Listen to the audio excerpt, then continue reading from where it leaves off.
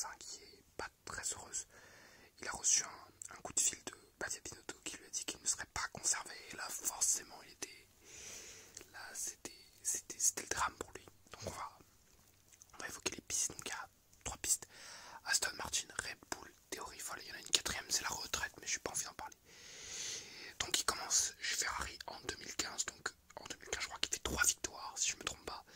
Donc c'est 2014 avait dit l'année sans victoire pour Ferrari, il avait fait 3 victoires.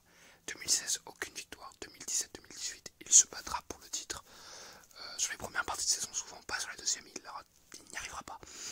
Et en 2019, Charles Leclerc le rejoint et forcément, bon, ça fait que c'est Charles Leclerc a battu Vettel sur tous les plans, victoire et qualif, je crois. Donc il y a la première piste, c'est tout d'abord Racing Point, ou plutôt devrais-je dire, regarde, en 2021, ce ne sera pas Racing Point, ce sera Aston Martin, très belle voiture d'ailleurs, j'adore la couleur, si ça pouvait être la même, ça serait génial. Donc on pourrait devenir pilote Aston Martin. Donc, pour moi c'est la théorie qui tient le plus debout. C'est-à-dire que ça va être une nouvelle écurie à la place de Pérez, hein, pas à la place de Stroll, à la place de Pérez. Je vous laisse deviner pour quelle raison. À la place de Pérez, donc je vois bien ça arriver. C'est pas une théorie qui est trop folle, c'est même une théorie que je pense crédible. C'est la plus crédible de toutes en tout cas, c'est celle qui me paraît la plus...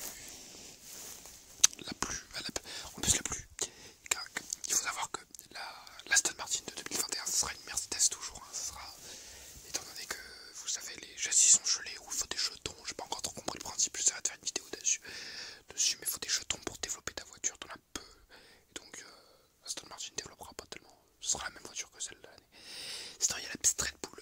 Alors, la piste Red Bull, c'est compliqué, je vois pas comment il pourrait retourner chez Red Bull, je vois pas l'intérêt surtout. Il y a un Max Verstappen en forme, et s'il retourne chez Red Bull, est-ce qu'il se tirera pas une balle dans le pied? C'est quelque chose de difficile à dire. Je pense que non, mais je pense aussi que oui, quand même, c'est possible. Parce que Verstappen est aujourd'hui sûrement meilleur que Vettel. Il va surtout avoir une progression plus... Ça va être plus rapide. Vettel aujourd'hui, il est presque arrivé. Voilà. Alors, est-ce qu'il ira chercher un 5ème titre avec une Red Bull en 2021? C'est possible, la Red Bull sera peut-être très bonne en 2021. Et il sait la conduire, c'est surtout ça. Il sait la conduire comme Verstappen, sauf que Albon a du mal à la conduire. Sinon, il y a eu d'autres théories, donc on va passer aux théories un petit peu folles. Un petit peu, je crois pas du tout. La théorie Mercedes, bon, ça a été l'histoire de quelques mois, après, tout de suite après la déclaration qu'il ne serait pas conservé, il y a eu Mercedes tout de suite.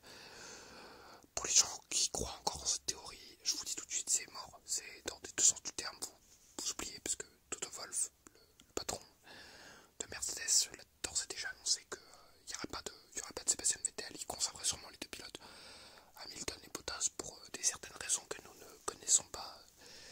Je suis désolé, on connaît vraiment pas du tout, non, je vois pas, je connais pas du tout ces raisons, je suis désolé.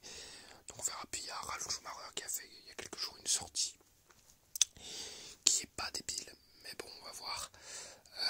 Mais le Ralf Schumacher, c'est le frère de Schumacher, pour ceux qui ne savaient pas, il a jamais marqué la Formule 1. C'est pas de sa faute, hein. Son frère était tellement bon. Qui dit que Vettel pourrait aller chez AlphaTauri.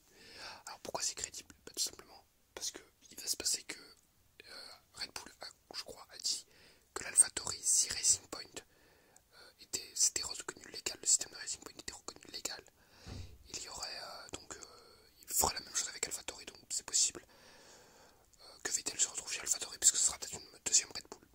En tout cas, dites-moi ce que vous pensez, quel avenir pour Vettel? Prendra-t-il sa retraite à la fin de cette saison? Dites-le moi dans les commentaires.